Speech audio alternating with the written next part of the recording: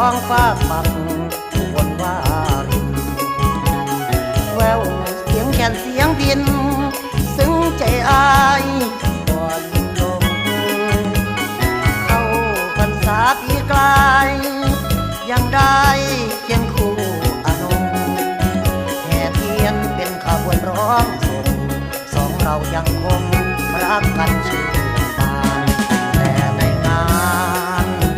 นี้ไม่มีน้องเจ้าพี่ยังมาคอยเหมือนเก่าแม้แต่เงาน้องก็ไม่มีนี่หรือใจคนสาวอุบลที่ว่าใจดีจากกันก็เพียง1 ปีแต่มาวันนี้น้องลืมสัญญา